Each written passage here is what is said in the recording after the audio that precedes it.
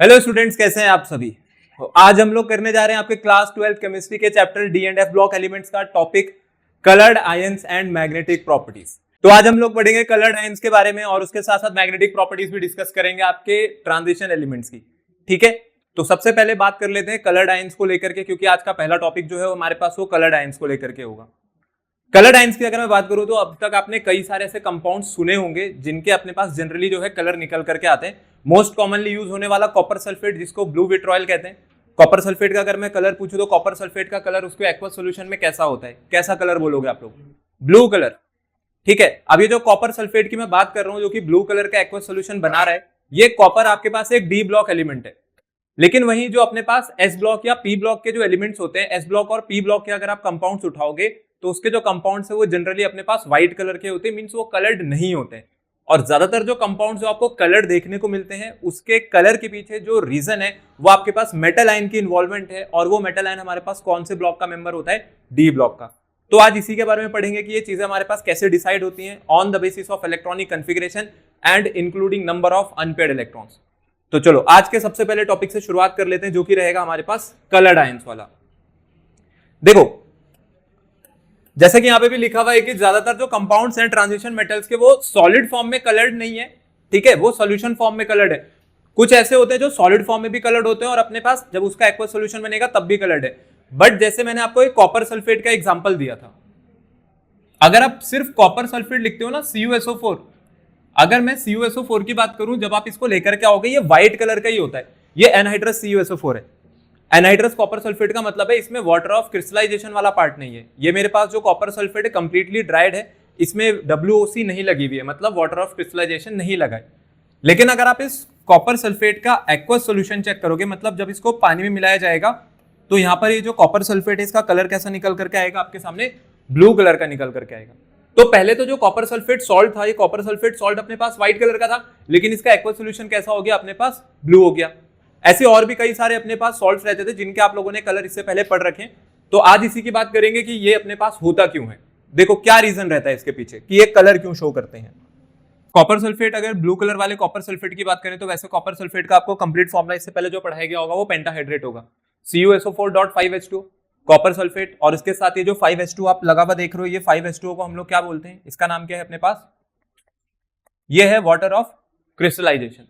ठीक है, इसका काम होता है जो अपने पास सॉल्ट्स के क्रिस्टल है, सॉल्ट्स के क्रिस्टल को कलर इंपार्ट करने का। ठीक है, उसको कलर प्रोवाइड कराने का। तो ये जो इसके साथ वाटर ऑफ क्रिस्टलाइजेशन लगी हुई है और यहां पर वाटर ऑफ क्रिस्टलाइजेशन नहीं लगी थी, तब व्हाइट कलर का था, लेकिन अगर इसके साथ वाटर ऑफ क्रिस्टलाइजेशन लग जाएगी तो ये कैसे कलर का हो जाएगा अपने पास? ब्लू कलर का।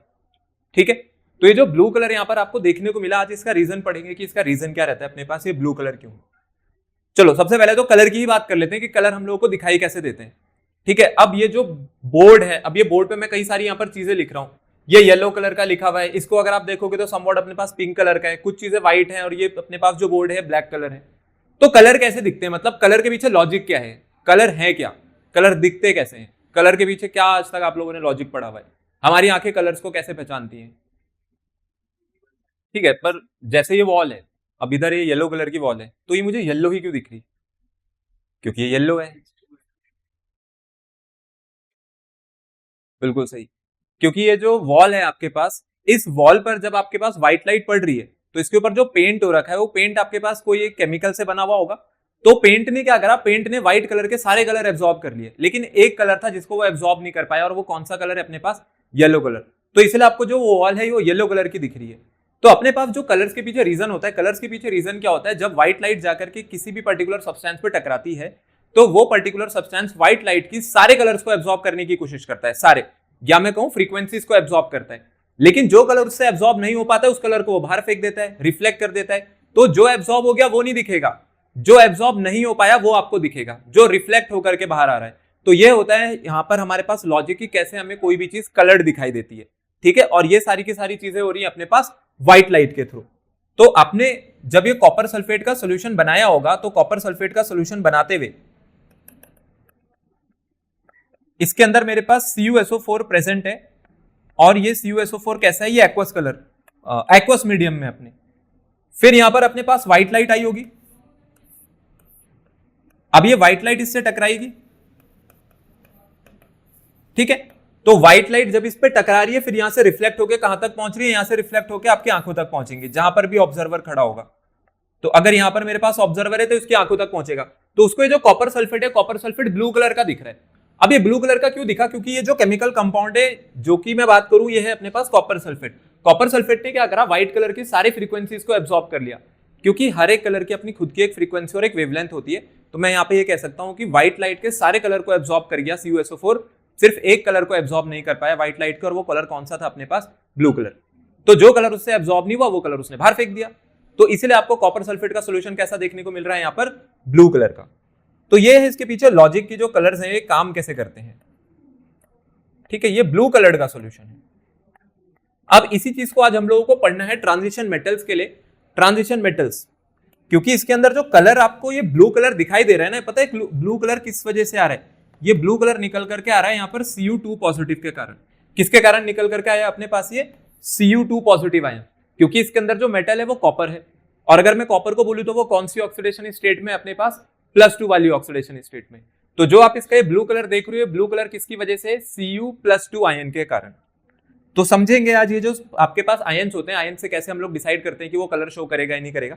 और ऐसा कोई रूल नहीं होता है कि इसका +1 वाला ये कलर शो कर रहा है तो बाकियों का भी +1 या +2 यही कलर शो करे।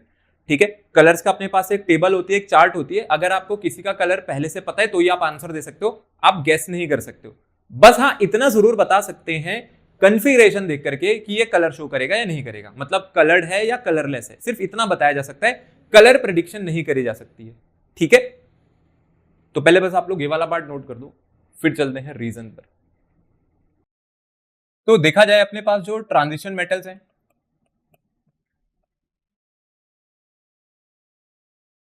ट्रांजिशन मेटल्स के होते हैं कलर्ड कंपाउंड्स। फिर उसके बाद अगर बात करी जाएगी S block and P block की, जो एस ब्लॉक पी ब्लॉक के कंपाउंड्स हैं, इनके बारे में भी अभी हम लोगों ने क्या पढ़ा? हम लोगों ने बात करा कि ये जनरली कैसे होते हैं अपने पास? कलरलेस। ठीक है, तो ये अपने पास कलरलेस है। लेकिन अब ये जो ट्रांजिशन मेटल्स हैं जिसके कलर्ड कंपाउंड्स निकल करके आ रहे हैं, इसके पीछे रीजन क्या है? देखो यहां पर जो आपके पास रीजन रहते हैं, यहां पर रीजन क्या होता है कि जहां पर मेरे पास NS वाला सबशेल प्रेजेंट होगा, ठीक है, जैसे किसी के पास 4s है तो 4s के अंदर पेनल्टीमेट क्या पड़ेगा उसका? 3d, 5s है तो 4d पड़ेगा, और 6s है तो 5d पड़ेगी।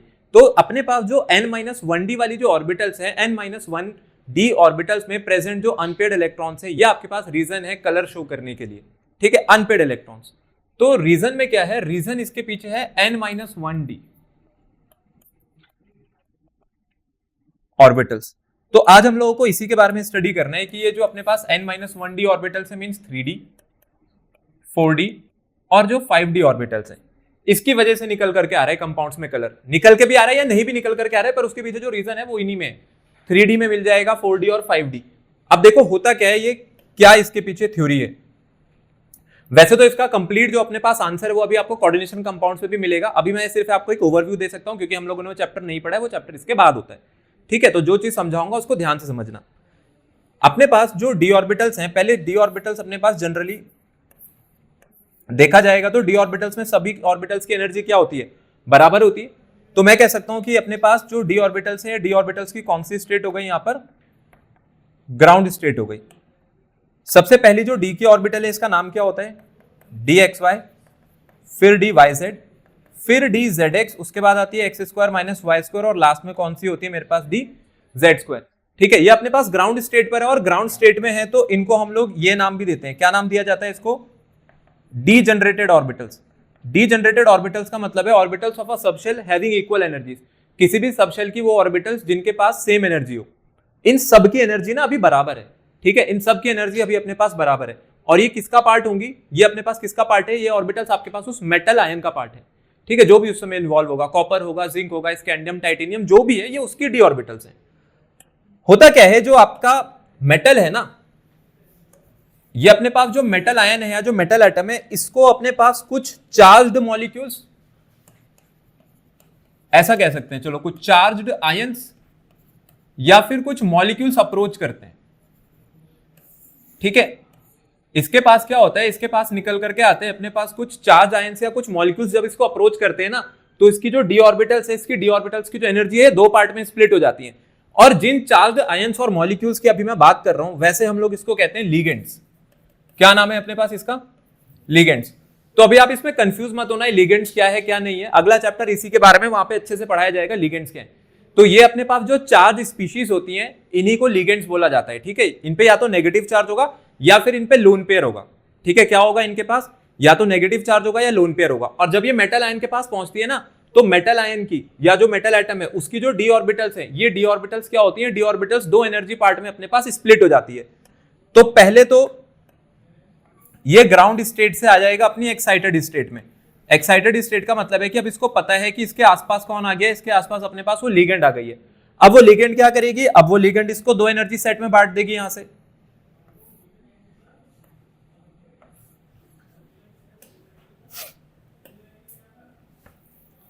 तो पहली जो तीन ऑर्बिटल्स हैं, पहली तीन ऑर्बिटल्स चली जाती हैं लोअर एनर्जी लेवल पर, और जो आपके पास बची हुई दो ऑर्बिटल्स हैं ये चली जाती हैं यहां से हायर एनर्जी लेवल पर, ठीक है।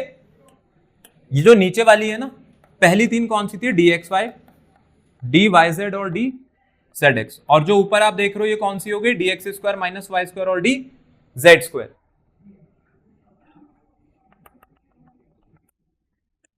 और ये स्प्लिटिंग होती है जब आपके पास ऑक्टाहेड्रल फील्ड बनती है। इसके पास एनर्जी है 2/5 मतलब 40%।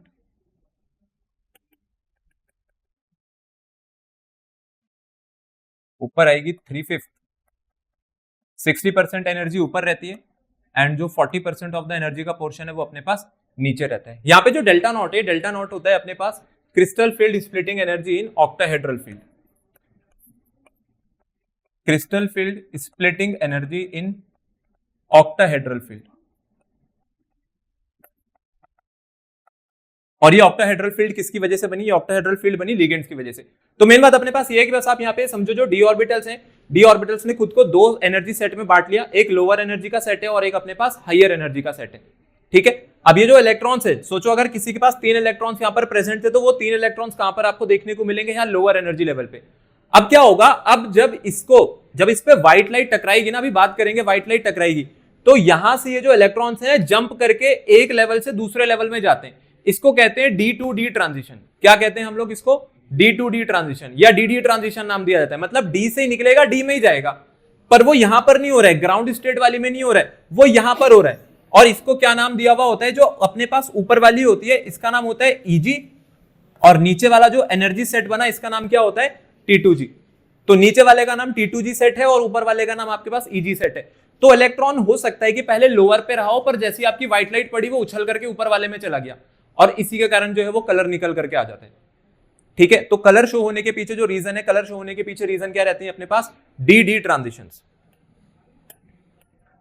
तो देखो रीजन की अगर बात करी जाएगी,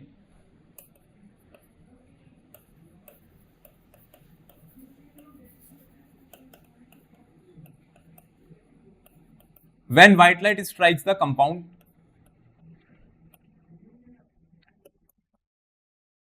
मेटल आयन क्या करेगा? एब्सॉर्ब करेगा किसको? एनर्जी को या फिर फ्रीक्वेंसी ऑफ लाइट को, ठीक है।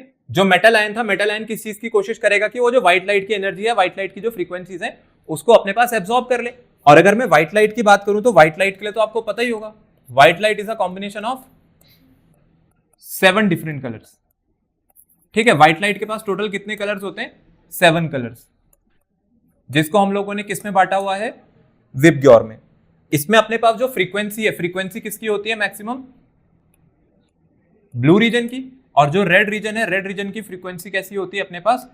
मिनिमम, क्योंकि रेड की वेवलेंथ मैक्सिमम है इसलिए फ्रीक्वेंसी मिनिमम है, ठीक है। तो अपने पास जो वायलेट वाला रीजन है, वायलेट वाले रीजन की फ्रीक्वेंसी मैक्सिमम हो गई, इसकी मिनिमम हो गई। तो अब आप जो ये कलर्स देख रहे हो ना, ये कलर्स कौन कैरी कर रहा है? कलर्स कैरी कर रही है आपकी व्हाइट लाइट। तो व्हाइट लाइट से सारे कलर एब्सॉर्ब हो गए, मैंने तो कह दिया सारे कलर उसने एब्सॉर्ब कर लिए, सारी फ्रीक्वेंसी एब्सॉर्ब कर ली, लेकिन वो येलो रीजन की फ्रीक्वेंसी नहीं एब्सॉर्ब कर पाया, येलो रीजन की फ्रीक्वेंसी नहीं कर पाया। अगर वो येलो रीजन की फ्रीक्वेंसी नहीं एब्सॉर्ब कर पाया तो आपको वो जो सोल्यूशन है ना, वो सोल्यूशन कैसे कलर का दिखेगा? येलो या फिर ऑरेंज कलर का, ठीक है।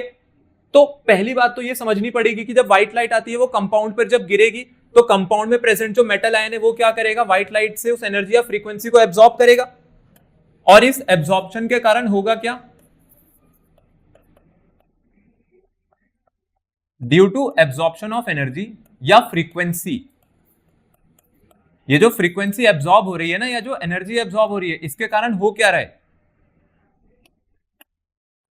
इसके कारण होगा D to D transition, there will be a D D transition, किसमें, उस मेटल आयन की डी ऑर्बिटल्स में, ठीक है। लेकिन ये जो डी ऑर्बिटल्स हैं, अब ये डी ऑर्बिटल्स आपके पास वो नॉर्मल डी ऑर्बिटल्स नहीं है। अब कौन से डी ऑर्बिटल्स की बात कर रहे हैं हम लोग, अब हम लोग बात कर रहे हैं Eg की और T2G की। तो T2G में लोअर सेट में कितनी ऑर्बिटल्स थी, 3, और अपर सेट में कितनी ऑर्बिटल्स थी, 2। हाँ बताओ, डिवाइड, वो लिगेंड थी ना, जो इसके पास जैसे इथिलीन डाइमाइन आ गई, इसके पास अमोनिया लिगेंड आ गई, फ्लोराइड आ गया, इन सब के पास नेगेटिव चार्ज है, लोन पेयर है। तो जब ये मेटल आयन को अप्रोच करते हैं ना, तो ये बॉन्ड करने की कोशिश करेगा, और बॉन्डिंग ग्राउंड स्टेट में नहीं होती है, बॉन्डिंग कहां पर होती है, एक्साइटेड स्टेट में। वो VBT का अप्रोच है, हाइब्रिडाइजेशन का कॉन्सेप्ट है, जो कि भाई ऑर्बिटल्स को पहले मिक्स होना पड़ेगा, ठीक है, ताकि सबकी सेम एनर्जी हो जाए। तो जब ऑर्बिटल्स मिक्स होती हैं तो उसके बाद ये बॉन्डिंग के लिए अप्रोच करते हैं। अब जब बॉन्डिंग के लिए अप्रोच करते हैं तो होता क्या है, जो डी के अपने पास ऑर्बिटल्स है ना, ये स्प्लिट हो जाती हैं, ऑटोमेटिकली स्प्लिट हो जाती है ऑक्टाहेड्रल फील्ड में। तो जब स्प्लिट होती है तो 2 एनर्जी पार्ट बनता है, ये लोअर एनर्जी है, ये जो T2G है अपने पास, ये लोअर एनर्जी लेवल है, क्योंकि इसके पास बेरी सेंटर का सिर्फ 40% एनर्जी रह जाती है, और ये अपने पास क्या है, ये अपने पास हाइयर एनर्जी लेवल है। बेरी सेंटर जो होता है, बेरी सेंटर का मतलब है कि अगर मैं बिल्कुल मिडल वाली लाइन को लेकर के चलूं, या ग्राउंड जो अपने पास यहां पर देखा जाए, एक रेफरेंस लाइन अगर मैं बना दूं, तो इसकी जो एनर्जी है वो बेरी सेंटर से कम है, और इसकी जो एनर्जी है वो बेरी सेंटर से ज्यादा है, ठीक है। कोऑर्डिनेशन कंपाउंड का आपको थोड़ा वेट करना पड़ेगा, जब वो चैप्टर आएगा तब वहां पर पूरा एक्सप्लेनेशन आपको मिल जाएगा। अब मेरी बात यहां पे ध्यान से सुनना, देखो आपके पास हो सकता है कि जो इलेक्ट्रॉन था, वो इलेक्ट्रॉन इस वाली ऑर्बिटल में प्रेजेंट था, ठीक है, यहां इस वाली ऑर्बिटल में प्रेजेंट है। जब इस पे व्हाइट लाइट गिरेगी तो एनर्जी को एब्जॉर्ब करेगा।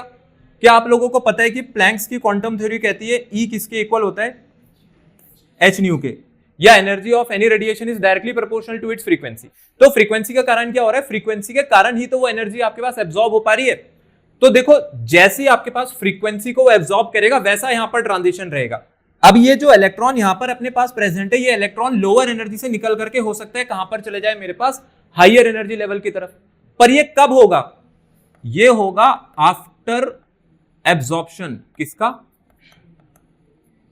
एनर्जी का।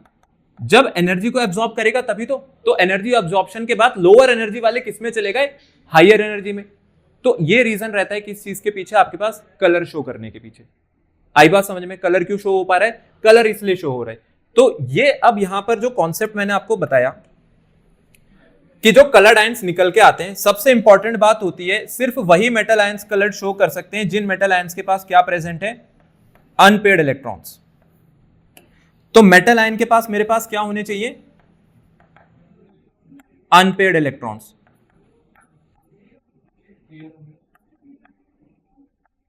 अगर पेयर हो रखा होगा ना, तो पेयर्ड इलेक्ट्रॉन कभी भी एक ऑर्बिटल से दूसरे ऑर्बिटल में नहीं जाएगा, एक एनर्जी लेवल से दूसरे एनर्जी लेवल में नहीं जाएगा। पेयर्ड अगर हो गए ना इलेक्ट्रॉन्स, पेयर्ड ऑर्बिटल्स में या पेयर्ड इलेक्ट्रॉन्स में ऐसा कोई एनर्जी ट्रांजिशन नहीं देखने को मिलेगा। एनर्जी ट्रांजिशन सिर्फ वही हो सकती है जहां अनपेयर्ड इलेक्ट्रॉन्स होते हैं, क्योंकि जब पेयर हो गए ना ऑर्बिटल, उसके बाद फिर ट्रांजिशन पॉसिबल नहीं होती है। तो इसीलिए जो अनपेयर्ड इलेक्ट्रॉन्स होते हैं, अनपेयर्ड इलेक्ट्रॉन्स मेरे पास क्या है, अनपेयर्ड इलेक्ट्रॉन्स मेरे पास रीजन है। किस चीज का रीजन है, वो जो कलर वहां पर शो किया जा रहा है, ठीक है। तो मेटल आयन कलर क्यों शो कर पा रहा है, due to the presence of unpaired electrons. अगर आपके पास सारे इलेक्ट्रॉन्स पेयर हो रखे हैं तो ये कोई भी कलर अपने पास शो नहीं करेगा, ठीक है। अभी इसी को आगे पढ़ेंगे, आगे एक टेबल की हेल्प से देखेंगे।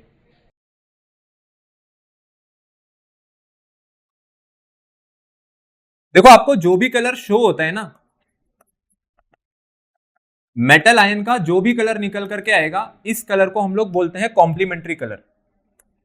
कौन सा कलर बोला जाता है इसको, कॉम्प्लीमेंट्री कलर। इसका मतलब कॉम्प्लीमेंट्री कलर क्या हो गया, कॉम्प्लीमेंट्री कलर आपके पास वो कलर है जो कि आपकी आंखों को दिखाई देगा, ठीक है। व्हाइट लाइट के सारे कलर एब्जॉर्ब हो गए, लेकिन व्हाइट लाइट का कौन सा कलर एब्जॉर्ब नहीं कर पाया, वो कॉम्प्लीमेंट्री कलर। कॉम्प्लीमेंट्री कलर कौन सा है, जो आपको निकल करके आएगा। जैसे कॉपर सल्फेट है ना, कॉपर सल्फेट का हम लोगों ने एग्जांपल लिया था। कॉपर सल्फेट कैसे कलर का था, ब्लू कलर का, इट मींस कॉपर सल्फेट के लिए जो ब्लू है ना, ये ब्लू कैसा कलर हो गया, उसके लिए कॉम्प्लीमेंट्री कलर हो गया। तो कॉम्प्लीमेंट्री कलर मेरे पास क्या होता है, कॉम्प्लीमेंट्री कलर आफ्टर एब्जॉर्प्शन आपको दिखता है। कॉम्प्लीमेंट्री कलर आपको देखने को मिलेगा आफ्टर एब्जॉर्प्शन, ठीक है। जब व्हाइट लाइट के सारे कलर एब्जॉर्ब हो जाएंगे तो जो कलर आपके पास बाहर निकल करके आएगा उसको हम लोग नाम देते हैं अपने पास यहां पर कॉम्प्लीमेंट्री कलर। तो अभी तक जितना भी हम लोगों ने पढ़ा है उसके बारे में यहां पर आप समरी देख सकते हो, ठीक है। ये आपके पास यहां पर समरी लिखी हुई है, एक समरी हमारे पास इंग्लिश में लिखी हुई है और एक समरी हमारे पास लिखी हुई है इंग्लिश में, ठीक है। अरे ये सही है, देखो जो जिसमें लिखना चाहे वो वैसे लिख सकता है। ये इंग्लिश वाली है, वो इंग्लिश वाली है, जितना भी तक हम लोग पढ़ करके आए हैं ये समरी आपके सामने। तो आप लोग इसको नोट कर सकते हो, इससे आपको जल्दी पता चल जाएगा कि आपने आज कितना पढ़ा। जितना भी तक हम लोगों ने पढ़ा है सब कुछ यहां पर इंक्लूडेड है, ठीक है।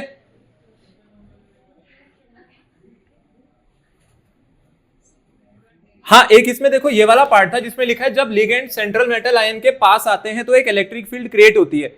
इसके बारे में अभी ज्यादा डिस्कशन इसलिए नहीं कर रहे हैं, इसको कोऑर्डिनेशन कंपाउंड के लिए छोड़ देते हैं, ठीक है। बाकी आपने फिजिक्स तो पढ़ी है, फिजिक्स में आप लोग वैसे ही काफी अच्छे हो, तो आपको पता ही होगा कि अगर मेरे पास एक पॉजिटिव चार्ज और एक नेगेटिव चार्ज रखा है तो दोनों ही चार्जेस अपने पास क्या क्रिएट कर सकते हैं, इलेक्ट्रिक फील्ड क्रिएट कर सकते हैं। पॉजिटिव चार्ज जब इलेक्ट्रिक फील्ड क्रिएट करता है तो इलेक्ट्रिक फील्ड लाइंस की डायरेक्शन क्या होती है,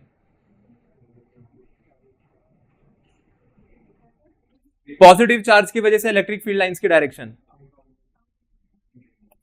ठीक है, outside, away from the charge, और इसकी वजह से कैसी होती है, इनवर्ट्स, टुवर्ड्स द चार्ज।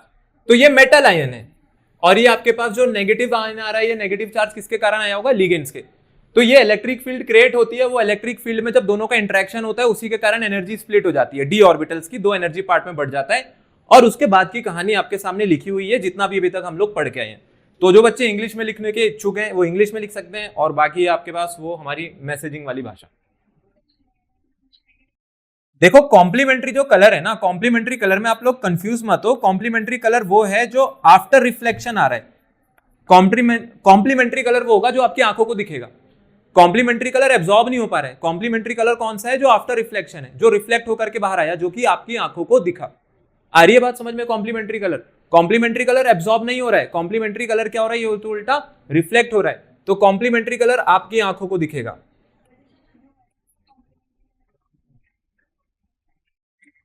बात कर रहे हैं आरजीबी स्पेक्ट्रम के बारे में, जानते हो आप लोग आरजीबी? बिल्कुल, हाँ। क्या?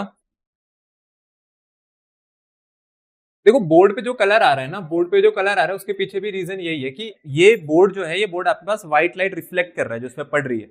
अब ये बोर्ड काम कर रहा है आरजीबी स्पेक्ट्रम पे, रेड ग्रीन ब्लू। तो जब मैं कोई इंक यूज कर रहा हूं तो वो इंक जो कलर बना रही है उस आरजीबी को यूज करके बना रही है। तो अब मतलब ये वाली इंक, यहाँ वाली डिजिटली, तो ये जो कलर पैलेट्स होते हैं ना, कलर पैलेट्स में आपके पास ये जो कलर है, ये बोर्ड जो है, बोर्ड के पीछे से लाइट निकल रही हो, व्हाइट लाइट जो इल्यूमिनेटेड है, तो वो जो व्हाइट लाइट आपको कलर शो कर रही है ना, जो कलर दिख रहा है, ये डिजिटल है, ये डिजिटली किया जा रहा है। पर बात ये है कि आपकी आंखें कलर में डिस्टिंग्विश तभी कर पा रही है क्योंकि वो येलो को येलो इसलिए देख पा रही हैं क्योंकि वो उस व्हाइट लाइट ने क्या करा, उस व्हाइट लाइट ने वहां से सिर्फ वो फ्रीक्वेंसीज बाहर फेंकी जो कि कौन से रीजन की है, येलो रीजन की है, तब आपको वो येलो दिख रहा है। तो ये डिजिटली हो रहा है, ठीक है। जो बोर्ड पे हम लोग लिख रहे हैं सब डिजिटल है, बट जो कंपाउंड्स की बात कर रहे हैं वो डिजिटल नहीं हो, तो प्रैक्टिकल है, वो व्हाइट लाइट के कलर एब्जॉर्प्शन के कारण हो रहा है। अरे आरजीबी के बारे में नहीं जानते हो आप लोग? आरजीबी ये रेड ग्रीन ब्लू होता है। अगर किसी ने रेड रीजन के सारे कलर एब्जॉर्ब करा दिए, व्हाइट लाइट थी, व्हाइट लाइट गई कंपाउंड पे, उस व्हाइट लाइट की वजह से कंपाउंड ने क्या करा, रेड रीजन के सारे कलर एब्जॉर्ब कर लिए, तो अब जो कलर बन करके आएंगे वो कौन से रीजन के होंगे, ब्लू प्लस ग्रीन। अब आपने बचपन में वो सीखा है, कलर मिक्सिंग सिखाई आप लोगों को स्कूल में, दो कलर मिलाते थे और कहते थे एक दूसरे के लगाओ मिक्स करके, मतलब कॉपी में। तो वो ग्रीन और जो ब्लू है, ग्रीन और ब्लू मिक्स करके कलर बनता था। कोई मुझे बता सकता है ब्लू और ग्रीन को मिक्स करूंगा तो कौन सा कलर बनेगा? ब्लू और ग्रीन को ब्राउन बनता है, पक्का? ब्लू और ग्रीन को मिक्स करके, चलो ठीक है, आप लोग कह रहे हो ब्राउन बनता है, तो अगर ब्लू और ग्रीन को मिक्स करके ब्राउन बन रहे हैं ना, तो अगर आपकी आंखों को दिख रहा है कि वो कंपाउंड ब्राउन कलर का है, तो इससे आप क्या अंदाजा लगाओगे कि वो जो व्हाइट लाइट थी उस व्हाइट लाइट के कौन से कलर से एब्जॉर्ब हो गए होंगे? रेड रीजन के कलर एब्जॉर्ब हो गए होंगे। अब अगर आपकी आंखों को रेड प्लस ब्लू से कौन सा कलर बन सकता है? रेड और ब्लू को मिक्स करेंगे तो पर्पल, पक्का? तो रेड और ब्लू को मिक्स करेंगे तो आप लोग कह रहे हो पर्पल बन सकता है। तो अगर आपको कोई आयन या कोई कंपाउंड पर्पल दिख रहा है, इसका मतलब है वहां से कौन से रीजन के कलर एब्जॉर्ब हो गए, ग्रीन रीजन के। तो वो जो एब्जॉर्ब हो रहे हैं ना, वो कॉम्प्लीमेंट्री कलर नहीं है। कॉम्प्लीमेंट्री कलर तो बन रहा है, कब बन रहा है, आफ्टर एब्जॉर्प्शन। आई बात समझ में? तो ये है आपके पास इसकी स्टोरी। ये देख रहे हो, ये इसको हम लोग कलर पैलेट कहते हैं, ठीक है। कलर पैलेट ही डिजिटली है, इसको आप लोग हाथों से बनाते थे। अब इसमें देख रहे हो, यहाँ पे भी अपने पास एक रेड रीजन है, यहाँ पर भी है, ये येलो है, ये ग्रीन है। आप क्या कह रहे हो, ऑरेंज का कॉम्प्लीमेंट्री कलर ब्लू है। हो क्या रहा है, ये दिख रहा है, ये पूरा रीजन गायब हो जाएगा। ऑरेंज जो कलर है, ऑरेंज कलर का मतलब है रेड रीजन के कलर है। मुझे बताओ, अगर मैं रेड रीजन की यहां से सारे पैलेट्स निकाल दूं तो कौन सा रीजन बचेगा? ब्लू और ग्रीन ना, ब्लू और ग्रीन। अरे ऑरेंज जो है ना, सिर्फ ऑरेंज पिक नहीं कर सकते आप। ऑरेंज का कॉम्प्लीमेंट्री कलर आने का मतलब है आप रेड रीजन को गायब कर रहे हो। आप कर दो यहां से रेड रीजन गायब, तो एक ग्रीन और ब्लूइश रीजन रह जाएगा यहां, बस ग्रीन ब्लूइश। इसलिए आप कह रहे हो कि ऑरेंज का कॉम्प्लीमेंट्री ब्लू है, ठीक है। ऑरेंज का कॉम्प्लीमेंट्री ब्लू होने का मतलब है कि ऑरेंज कलर में से क्या चीज बाहर फेंकी जाएगी। तो अगर ऑरेंज बच गया तो उसने बाहर क्या फेंका होगा, ब्लू। आई बात समझ में? तो कॉम्प्लीमेंट्री बाहर फेंकता है, जो बाहर आपको दिखता है। मुझे बताओ, एक एंगल है, उसकी वैल्यू 75 डिग्री है, इसका कॉम्प्लीमेंट कितना होगा? 75 को क्यों नहीं करे कॉम्प्लीमेंट?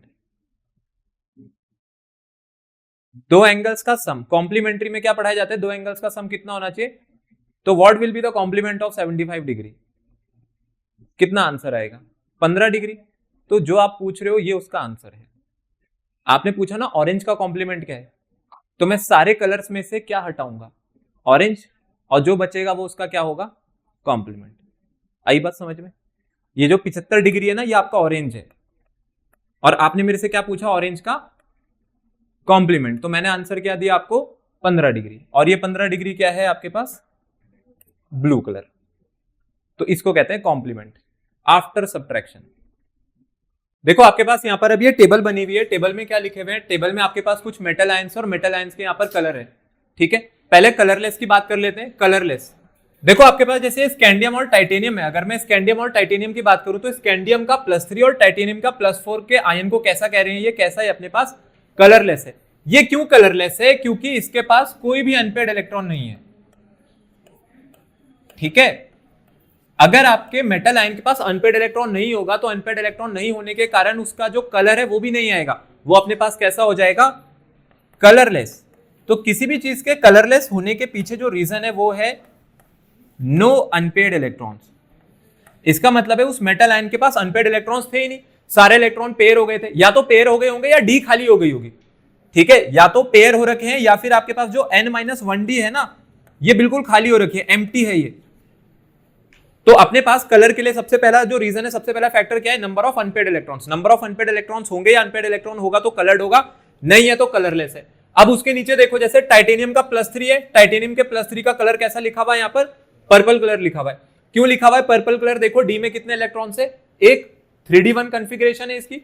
आप चाहो तो इसकी कॉन्फ़िगरेशन लिख करके भी देख सकते हो, क्योंकि वहां पर तो आपको खुद ही अंदाजा लगाना होगा। टाइटेनियम की अपने पास कॉन्फ़िगरेशन क्या होती है, आर्गन 4s2 3d2। अगर आप टाइटेनियम का 3 पॉजिटिव बनाओगे तो कितने इलेक्ट्रॉन निकलेंगे, इसमें से 2, और डी में से कितने इलेक्ट्रॉन निकलेंगे, 1। तो जब मेरे पास टाइटेनियम का +3 बनेगा तो टाइटेनियम की +3 की कॉन्फ़िगरेशन कितनी आएगी, आर्गन 4s0 3d1, क्योंकि पहले इलेक्ट्रॉन कहां से निकाला जाता है, s में से। 2 इलेक्ट्रॉन निकले, 1 यहां से निकला, तो डी में कितना इलेक्ट्रॉन छोड़ा उसने, 1। तो ये लिखे हुए देखो इन सबके कलर, जहां भी कलर है वहां पर अनपेयर्ड इलेक्ट्रॉन्स है। और देखो कलरलेस कहां पर है, ये रहे आपके आखिरी के दोनों कलरलेस। कॉपर का +1 भी कलरलेस है और जिंक का +2 भी कलरलेस है। क्यों कलरलेस है, इसकी कॉन्फ़िगरेशन आपको बता देगी ये क्यों कलरलेस है। D10 कॉन्फ़िगरेशन, डी में 10 आ सकते हैं, 10 ही है, सारे इलेक्ट्रॉन्स पेयर हो रखे हैं, कोई अनपेयर्ड इलेक्ट्रॉन नहीं है, इसलिए उसका आयन कैसा है अपने पास, कलरलेस आयन। तो ये है अपने पास रीजन यहां पर कलर शो करने के पीछे। तो अब आंसर दे दोगे, अगर कोई आपसे पूछेगा कलर्ड है या नहीं है, वहां पे कोई कॉन्फ़िगरेशन लिखी नहीं आएगी, वहां कोई एटॉमिक नंबर नहीं लिखा आएगा, सब चीजें आपको लिखनी होंगी। इसलिए कॉन्फ़िगरेशन के बेसिस पर ही ये सब कुछ हो रहा है। ये चैप्टर आपका 70% तो इसी बात पे चलता है, बच्चे को कॉन्फ़िगरेशन आती है या नहीं। जिसको कॉन्फ़िगरेशन आती है उसका 70% चैप्टर तो वहीं खत्म हो गया। 30% क्या बचता है, बस उससे रिलेटेड यहाँ पर अपने पास टॉपिक्स पढ़ ले, वो सारे टॉपिक में कॉन्फ़िगरेशन ही भरी पड़ी है, उसके अलावा कुछ है ही नहीं। और तो सिर्फ कॉन्फ़िगरेशन हमारे पास एक फैक्टर होती है जो हर एक अपने पास टॉपिक को सपोर्ट कर रही है। कल हम लोगों ने इसमें कलर्ड आयंस किया था, ठीक है, कलर या फिर कलरलेस आयंस जितना किया था। तो कलर्ड आयंस और कलरलेस आयंस में जितना अपने पास हो चुका है ये उसके अपने पास एक शॉर्ट समरी है, ठीक है। शॉर्ट समरी की अगर हम लोग बात करें तो सिर्फ क्या डिस्कशन हुआ था, ट्रांजिशन मेटल्स जो होते हैं, ट्रांजिशन मेटल्स के पास अपनी जो डी ऑर्बिटल्स हैं, उसकी डी ऑर्बिटल्स में प्रेजेंट अनपेयर्ड इलेक्ट्रॉन्स किस चीज का रीजन बनेंगे, वहां पर कलर्ड आयंस का, कलर प्रोड्यूस करने का। होता क्या है, ये डी ऑर्बिटल्स में अपने पास डी टू डी ट्रांजिशन होती है। जैसे यहाँ पे लिखा है ना कि उनके पास ये 5 डी ऑर्बिटल्स है, ये 5D नहीं है, मतलब ये काउंट में 5 है, डी में टोटल 5 ऑर्बिटल्स होती है, इसलिए शॉर्ट समरी में लिख रखा है। होगा क्या वहां पर, सबसे पहले जो एनर्जी है, एनर्जी की वजह से वहां पर डी ऑर्बिटल्स 2 एनर्जी लेवल में स्प्लिट हो जाते थे, T2G और EG बनता था। हायर एनर्जी लेवल में कौन रहता था, वो EG वाला, और लोअर एनर्जी में वो T2G वाला है, ठीक है। ऑक्टाहेड्रल फील्ड की जब ये बात होती थी, तो अपने पास जब इलेक्ट्रॉन्स लोअर एनर्जी से हायर एनर्जी पर जाते हैं ना, इसके लिए वो क्या करेंगे, इसके लिए वो व्हाइट लाइट की कुछ फ्रीक्वेंसी को एब्जॉर्ब करते थे, और एक पर्टिकुलर फ्रीक्वेंसी पर कोई एनर्जी जो एब्जॉर्ब हुई होगी उसके कारण होने वाली इलेक्ट्रॉन ट्रांजिशन को कौन सी ट्रांजिशन बोला जाता था, डी ट्रांजिशन, ठीक है। और यही जो डी ट्रांजिशन है ये आपके पास रीजन बनती है कॉम्प्लीमेंट्री कलर जो हम लोगों को दिखाई देते हैं। कॉम्प्लीमेंट्री कलर क्या होता है, जो कलर एब्जॉर्ब नहीं हो पाया, ठीक है, जो कलर एब्जॉर्ब नहीं हो पाएगा वो कौन सा कलर बन जाएगा, कॉम्प्लीमेंट्री। जो एब्जॉर्ब हो गया वो नहीं दिखेगा, जो एब्जॉर्ब नहीं हो पाया वो रिफ्लेक्ट हो गया और आपको कॉम्प्लीमेंट्री कलर की फॉर्म में दिख गया। कॉम्प्लीमेंट का मीनिंग जैसे यहाँ पे भी लिखा हुआ है, एक आप एग्जांपल के लिए देख सकते हो, टाइटेनियम का जो +3 आयन है ना, टाइटेनियम का जो +3 आयन है, देखो उसको कौन से कलर का कह रहे हैं, ये कह रहे हैं कि पर्पल कलर का होता है। अब ये पर्पल कलर का क्यों है, क्योंकि इसने ग्रीन और येलो लाइट वाली जो पोर्शन है ना, ग्रीन लाइट और येलो लाइट वाली जो फ्रीक्वेंसी उसको एब्जॉर्ब कर लिया, तो अपने पास जो कॉम्प्लीमेंट बच गया, मतलब अब बचेगा क्या, ग्रीन और येलो पोर्शन चला गया, तो आपके स्पेक्ट्रम पे कौन सा कलर का पोर्शन बच गया, रेड और ब्लू। तो रेड और ब्लू कलर को मिक्स करेंगे तो रेड और ब्लू मिक्स होकर के क्या बना देता है अपने पास, पर्पल। तो ये अपने पास कॉम्प्लीमेंट है, ये जो रेड और ब्लू है ना, रेड और ब्लू कॉम्प्लीमेंट है किसका, व्हाइट लाइट में जब ग्रीन और येलो एब्जॉर्ब हो गया उसके बाद। कॉम्प्लीमेंट जैसे मैथ्स में होता है, मैथ्स में अगर कोई एंगल 70 डिग्री है तो इसका कॉम्प्लीमेंट एंगल कितना आएगा, ये 20 डिग्री आएगा। क्यों, क्योंकि दो एंगल्स का सम कितना होता है कॉम्प्लीमेंट्री एंगल के लिए, 90। तो 90 में से 70 माइनस करेंगे तो 20 आ जाएगा। तो इसीलिए आप लोगों के पास ये शॉर्ट समरी लिखी हुई है जिसके बारे में अभी तक हम लोग पूरा पढ़ चुके हैं। चलो फिर अब आ जाते हैं अभी तक जितना भी आज हम लोगों ने पढ़ा हुआ है उसके बेसिस पे फटाफट कुछ क्वेश्चन देख लेते हैं जिसका आंसर आप लोग करोगे। Why are compounds of transition metals often coloured, क्या रीजन है इसके पीछे कि जो ट्रांजिशन मेटल्स के कंपाउंड है कलर्ड होते हैं। हाँ, क्या रीजन रहेगा सबसे पहले, और ये डी ट्रांजिशन क्यों हो पा रही है, due to unpaired electrons. Ti3+ का कलर क्या होता है और क्यों, Ti+3 का कलर क्या होता है और क्यों होता है, पर्पल, पक्का। ये रहा आपके पास टाइटेनियम 3 पॉजिटिव, अभी जो हम लोगों ने यहां पर टेबल देखी थी टाइटेनियम 3 पॉजिटिव पे आप आ जाओ। तो टाइटेनियम 3+ की बात करी थी थोड़ी देर पहले, पर्पल है, और कह रहे हैं पर्पल क्यों है, देखो पर्पल ही क्यों है। अब इसके पीछे जो रीजन है वो है कि उसके पास 3D में कितने इलेक्ट्रॉन प्रेजेंट है, एक इलेक्ट्रॉन। तो मैं लिखूंगा purple colour and due to the reason of presence of 1 electron, ठीक है। देखो जो पर्पल कलर बच रहा है ना, इसको आप लोग यहां एक चार्ट से समझना, यहां पर आ जाते हैं थोड़ा बहुत, इसको मैं आपको बता देता हूं। ये पर्पल कलर है, एक इलेक्ट्रॉन है, फिर एक इलेक्ट्रॉन है, ब्लू कलर है, और देखो जैसे जैसे यहां पर इलेक्ट्रॉन बढ़ रहे हैं फिर ग्रीन हुआ, फिर उसके बाद फिर वायलेट हो गया। तो इस पे आप कभी भी ऐसी कोई थ्योरी मत लगाना कि अगर मेरे पास नंबर ऑफ इलेक्ट्रॉन्स कम है तो वहां पर वो ब्लू रीजन के कलर शो करता है, और जब नंबर ऑफ इलेक्ट्रॉन्स बढ़ते हैं तो फिर वो रेड रीजन पे जा रहा होगा, ऐसा नहीं है, ठीक है। आप सिर्फ यहां पर इतना आंसर दे सकते हो कि कलर्ड होगा या नहीं होगा, बाकी कलर प्रेडिक्शन नहीं कर सकते, पॉसिबल ही नहीं है, क्योंकि यहां पे भी वायलेट है 3D4 पर भी और 3D3 पर भी वायलेट है। तो नंबर ऑफ इलेक्ट्रॉन्स डी में कितने बच रहे हैं इस बात से कोई फर्क नहीं पड़ता, ठीक है, कि आपने डी में कितने इलेक्ट्रॉन्स बचाए हैं। कलर याद नहीं करने, अगर आपकी एनसीईआरटी जो है, आपके एनसीईआरटी में कलर जो होते हैं वो सिर्फ उसके लिए इंपॉर्टेंट है। अगर आप किसी कंपटीशन में बैठ रहे हो, जे या नीट में बैठोगे तो कलर का आपको आइडिया होना चाहिए, फिर तब तो कलर इंपॉर्टेंट हो जाता है।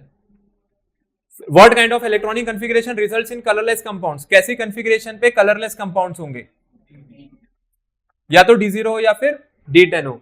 Zn+2 कंपाउंड्स हमेशा कलरलेस क्यों होता है, क्यों होता है, क्योंकि जिंक की जो कॉन्फ़िगरेशन है वो होती है आर्गन 4s2 3d10, और अगर मैं जिंक को उसके +2 स्टेट में ले जा लूंगा तो इसकी कॉन्फ़िगरेशन क्या बन जाएगी, आर्गन 4s0 3d10। तो डी में कितने इलेक्ट्रॉन्स हैं यहाँ पे टोटल 10, कोई भी अनपेड इलेक्ट्रॉन नहीं है तो जीरो अनपेड इलेक्ट्रॉन है, और अगर जीरो अनपेड इलेक्ट्रॉन है तो देयरफॉर इसका आयन कैसा होगा मेरे पास, कलरलेस। इसलिए आपके पास जो जिंक 2 पॉजिटिव है, जिंक 2 पॉजिटिव कैसा निकल करके आता है, कलरलेस निकल करके आता है। तो यहाँ पे आपका ये पहला वाला टॉपिक खत्म होता है। पहला टॉपिक का मतलब है कलर्ड आयंस। चलो अब इसके बाद जब कॉम्प्लीमेंट्री कलर्स यहाँ पर हमारे पास खत्म होता है, अब आ रहा है आपके पास नया टॉपिक जिसका नाम है मैग्नेटिक प्रॉपर्टीज। देखो मैग्नेटिक प्रॉपर्टीज की अगर बात करी जाए, थोड़ा एक मैग्नेटिक प्रॉपर्टीज का इंट्रोडक्शन देखते हैं पहले। मैग्नेटिक प्रॉपर्टीज में अपने पास जो मटेरियल है, पहले मटेरियल की बात करते हैं। आपको पता है कि कोई भी मटेरियल को अगर मैग्नेटिक फील्ड में रखा जाएगा तो दो ही चीजें वहां पर हो सकती है, या तो वो मटेरियल उस मैग्नेट से अट्रैक्ट हो जाएगा, नहीं तो अपने पास वो क्या हो जाएगा वहां पर, रिपेल। ठीक है, कोई भी सब्सटेंस अगर आप रखते हो, जैसे मैग्नेट रहता था, मैग्नेट के पास अगर आप आयरन को ले जाओगे तो आयरन नेल्स क्या होती है, वो मैग्नेट से अट्रैक्ट हो जाती है।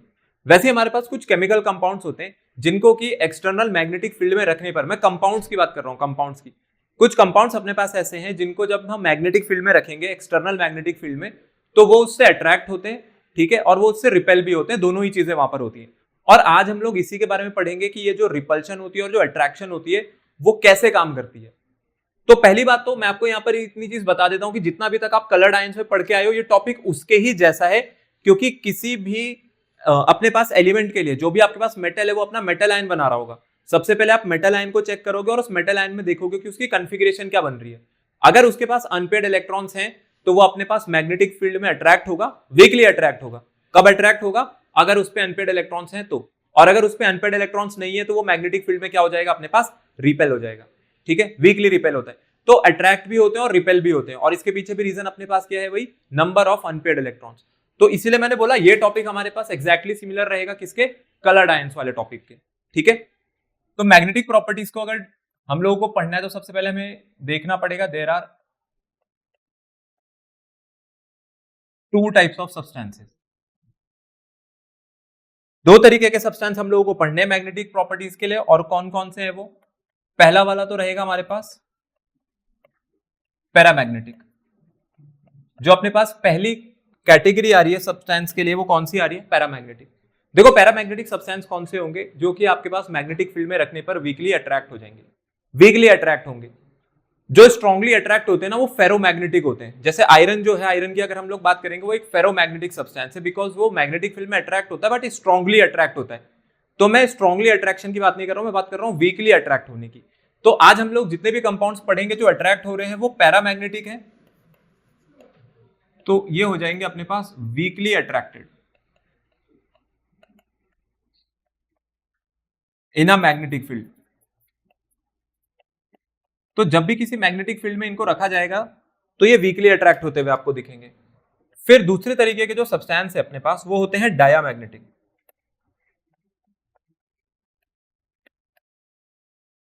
डायामैग्नेटिक ठीक इसका रिवर्स है, ये अपने पास वीकली रिपेल हो जाएंगे।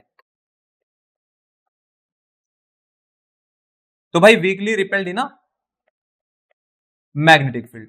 कौन से सब्सटेंस वीकली रिपेल हो रहे हैं मैग्नेटिक फील्ड में अपने पास, डायामैग्नेटिक सब्सटेंस। ठीक है, डायामैग्नेटिक सब्सटेंस रिपेल होंगे, पैरामैग्नेटिक आपके पास वीकली अट्रैक्ट होंगे। अभी मैंने यहां पर कोई इलेक्ट्रॉन की बात नहीं करी क्योंकि मैं सब्सटेंस की बात कर रहा हूं, सिर्फ आपके पास एक जनरल इंट्रोडक्शन है कि काम होता कैसे है। और वहीं अपने पास ना एक तीसरे तरीके का भी होता है जिसका नाम है फेरोमैग्नेटिक। फेरोमैग्नेटिक आप लोगों को यहाँ पे नहीं पढ़ना है, इसको आप सिर्फ फिजिक्स में पढ़ना, अपनी फिजिक्स में आपको अच्छे से पढ़ाया जाएगा इसके बारे में। फेरोमैग्नेटिक स्ट्रांगली अट्रैक्ट होते हैं, तो अट्रैक्ट फेरोमैग्नेटिक भी होंगे, बट यहां पर जो अट्रैक्शन है वो कैसा है, स्ट्रॉन्ग अट्रैक्शन है, तो ये स्ट्रांगली अट्रैक्ट होते हैं। ठीक है, पैरामैग्नेटिक आ गया, डायामैग्नेटिक आ गया, और तीसरा होता है फेरोमैग्नेटिक। तो फेरोमैग्नेटिक के बारे में डिस्कशन नहीं रहेगा, हम लोगों के पास रहेगा इसमें पैरामैग्नेटिक एंड डायामैग्नेटिक ओनली। देखो आपके पास अब जो हम लोगों को आगे इसमें पढ़नी है मैग्नेटिक प्रॉपर्टीज, मतलब पैरामैग्नेटिक और डायामैग्नेटिक पढ़ना है। ये किसके लिए पढ़ना है, केमिकल कंपाउंड्स के लिए। और केमिकल कंपाउंड्स में भी अगर स्पेशली बात करी जाए तो कोऑर्डिनेशन कंपाउंड्स के लिए बात करना है, जिसके ऊपर एक पूरा चैप्टर आपके पास बनाया गया है आगे। ठीक है, वहां पर तो एक पोर्शन रहेगा ही रहेगा, यहां पर भी इसका थोड़ा बहुत इंट्रोडक्शन होता है। तो कैसे हम लोग चेक करेंगे मैग्नेटिक नेचर के बारे में, तो to check magnetic behaviour of a compound. ठीक है, बस शर्त यह है कि उस कंपाउंड में अपने पास कौन सा एलिमेंट लगा होना चाहिए, ट्रांजिशन एलिमेंट्स।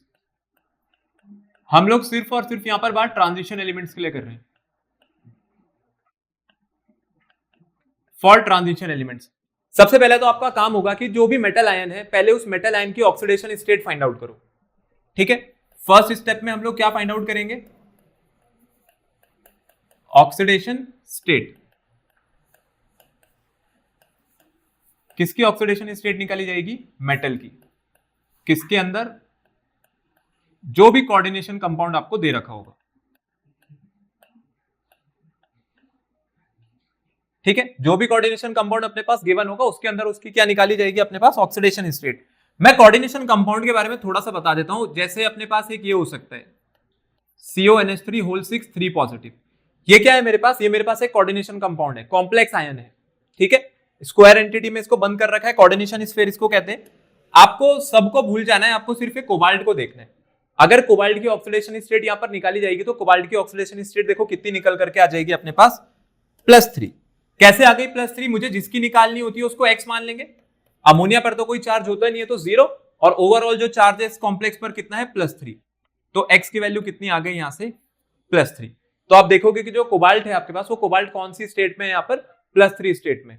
तो ये जो मेटल आयन है ना, बस इस मेटल आयन की अब आप कंफिग्रेशन लिख दो। ठीक है, तो सेकेंड स्टेप में क्या होता है? सेकेंड स्टेप में हम लोग देखेंगे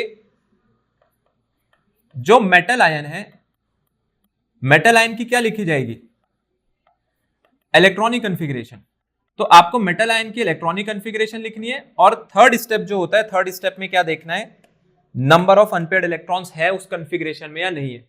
देखो मेटल में नहीं लिखने, मैं ये नहीं कह रहा हूं कोबाल्ट की लिखनी है, आपको कोबाल्ट की कन्फिग्रेशन नहीं लिखनी है। जैसे यहां पर अगर मैं बात करूं तो यहां पर कन्फिग्रेशन किसकी चेक करी जाएगी? कोबाल्ट 3 पॉजिटिव की। कोबाल्ट की नहीं करनी है, कोबाल्ट 3 पॉजिटिव की करनी है। तो वो जो मेटल आयन है उस मेटल आयन पे अगर अनपेयर्ड इलेक्ट्रॉन है तो पैरामैग्नेटिक, और अगर अनपेयर्ड इलेक्ट्रॉन नहीं है तो कैसा हो जाएगा? डायामैग्नेटिक। अगर आपको अनपेयर्ड इलेक्ट्रॉन्स मिल रहे हैं तो if unpaired electrons are there in metal ion, अगर मेटल आयन में अनपेयर्ड इलेक्ट्रॉन्स हैं तो ये अपने पास पूरा कंपाउंड, मेटल आयन ने ये पूरा कंपाउंड कैसा हो जाएगा? ये पूरा कंपाउंड पैरामैग्नेटिक हो जाएगा। ठीक है, वो मेटल आयन जो है ना, वो मेटल आयन तो पैरामैग्नेटिक है ही, उसके साथ साथ तो पूरा कंपाउंड ही पैरामैग्नेटिक हो गया। ठीक है, पूरा जो कॉम्प्लेक्स आप देख रहे हो पूरा पैरामैग्नेटिक है। उसके बाद है कि अगर मेरे पास अनपेयर्ड इलेक्ट्रॉन्स नहीं है तो if there are no unpaired electrons,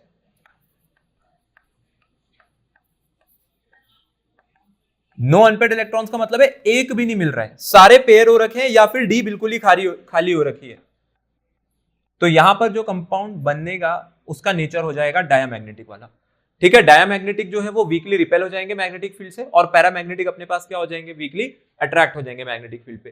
तो देखो यहां पे जितनी सारी बात है वो किसमें रखी हुई है? आपकी इलेक्ट्रॉनिक कन्फिग्रेशन पे। मेटल आयन की इलेक्ट्रॉनिक कन्फिग्रेशन लिखनी है, उस मेटल आयन की इलेक्ट्रॉनिक कन्फिग्रेशन में चेक करने अनपेयर्ड इलेक्ट्रॉन्स। अनपेयर्ड इलेक्ट्रॉन्स है तो पैरामैग्नेटिक, और अगर अनपेयर्ड इलेक्ट्रॉन्स नहीं है तो डायामैग्नेटिक। ठीक है, फिर यहां पर चौथी चीज अगर बात करी जाए, फोर्थ चीज अपने पास रहती है वो होता है मैग्नेटिक मूवमेंट। देखो ये मैग्नेटिक मूवमेंट क्या है? मैग्नेटिक मूवमेंट का मतलब है यहां पर जितनी भी ये मैग्नेटिक प्रॉपर्टीज है किस पे डिपेंड कर रही है? ये इलेक्ट्रॉन पे डिपेंड कर रही है।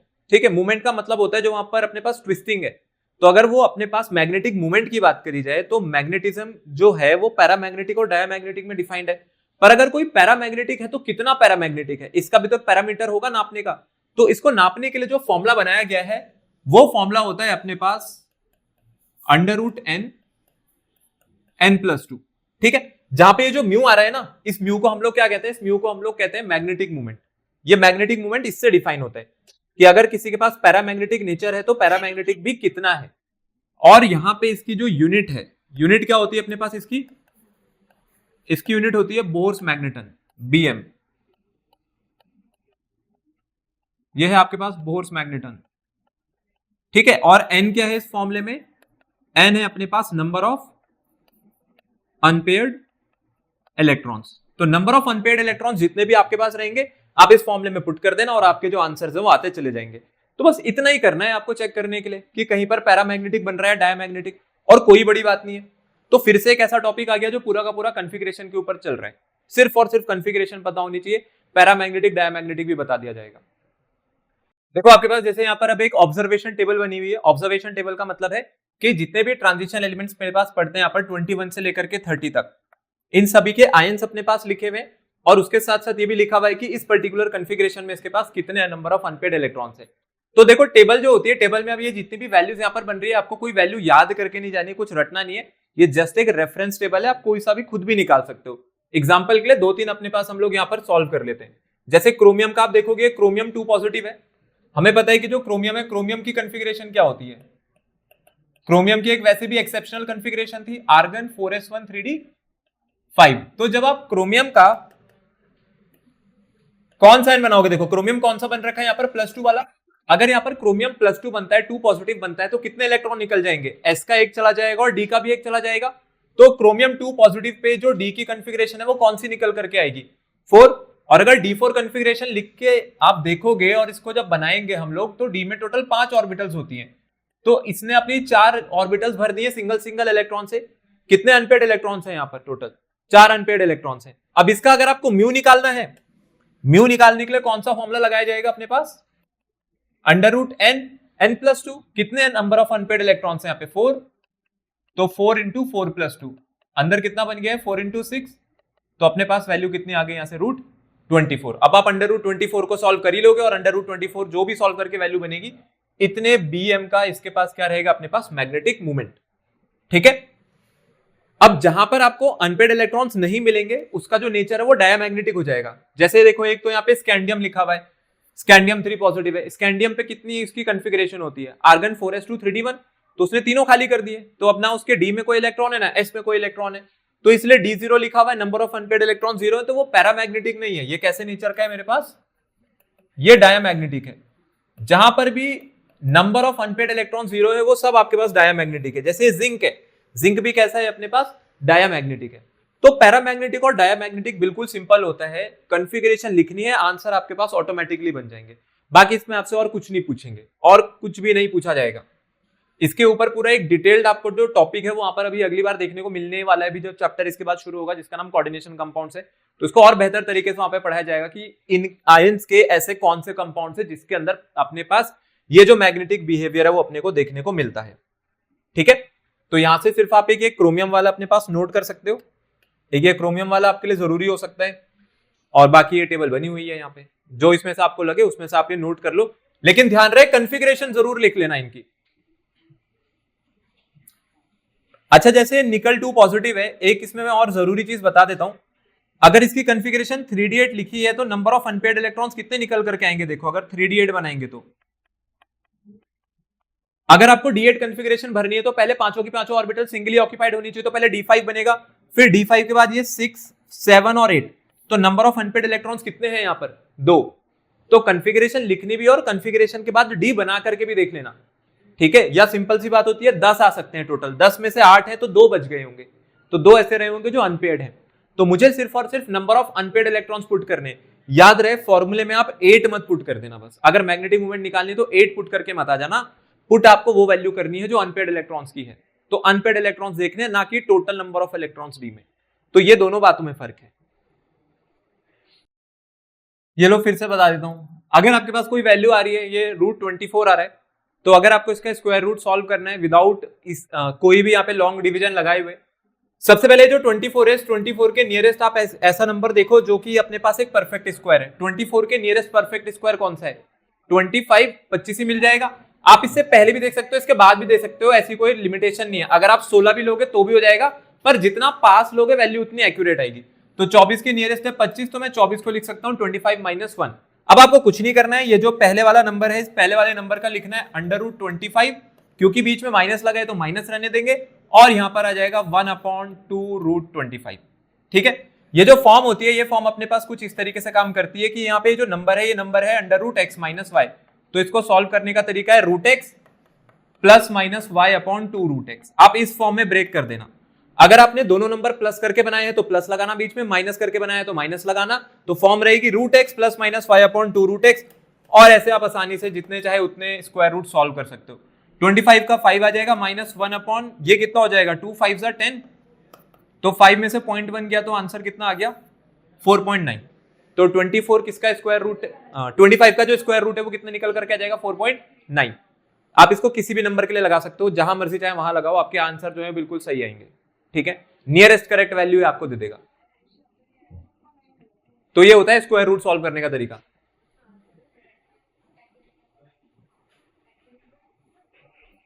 अब मुझे अभी भी पूरा यकीन है, मैं कल पूछूंगा तो भूल जाओगे। बाकी उसके पास अपने ऊपर शॉर्ट समरी है जितना भी तक हम लोगों ने पढ़ा है मैग्नेटिक मूवमेंट के बारे में, तो इंग्लिश और हिंग्लिश दोनों में लिखी हुई है, जिसमें चाहे आप उसको अपने पास इसको रख सकते हो, जिससे कि आपका बाद में अपने पास रिवीजन हो जाए।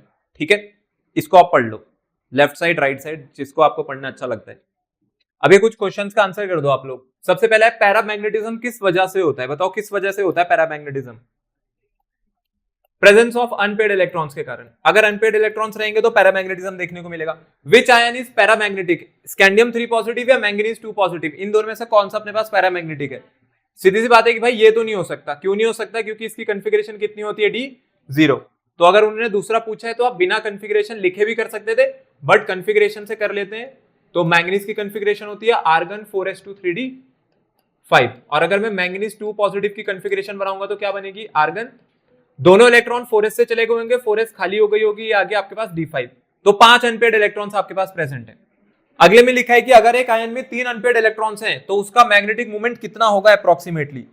3 अनपेड इलेक्ट्रॉन्स पे, तो म्यू के फॉर्मूले में आप पुट कर देना √n(n+2), तो वैल्यू कितनी आ गई? √15। बाकी अब आप √15 को जब सॉल्व करोगे तो √15 सॉल्व करके आपको आंसर मिल जाएगा। Cu positive is diamagnetic, true है या फॉल्स है? कॉपर पॉजिटिव आयन डायामैग्नेटिक होता है या नहीं होता है? कॉपर पॉजिटिव की बात कर रहे हैं, नहीं होता, होता है, ट्रू। अगर आप कॉपर की कॉन्फ़िगरेशन देखोगे तो कॉपर की कॉन्फ़िगरेशन क्या है? Argon 4s1 3d10, argon 4s1 3d10 है। उन्होंने 1 पॉजिटिव बनाने को बोला, अगर आप 1 पॉजिटिव बनाओगे तो 4s तो खाली हो गई होगी, और डी में कितने इलेक्ट्रॉन्स बचे होंगे? 10। तो डी में 10 आ सकते हैं, 10 ही हैं, और वो सारे पेयर्ड इलेक्ट्रॉन्स हैं, तो कोई अनपेड इलेक्ट्रॉन है नहीं। इसका मतलब कॉपर पॉजिटिव कैसे नेचर का है? अपने पास डायमैग्नेटिक नेचर का है। तो यहां पर आपके पास ये टॉपिक तो खत्म होता है, coloured ions and magnetic properties वाला।